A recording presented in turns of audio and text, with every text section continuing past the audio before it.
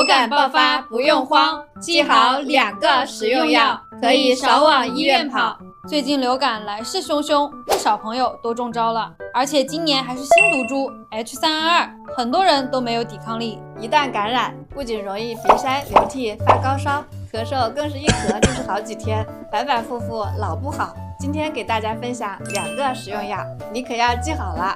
第一个，降气定喘，它能除痰止咳、降气定喘，像是流感、感冒后咳嗽、咳痰，又或者是慢性支气管炎、支气管哮喘引起的咳嗽，都能用得上。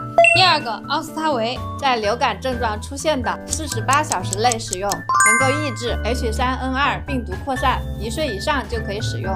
你记好了吗？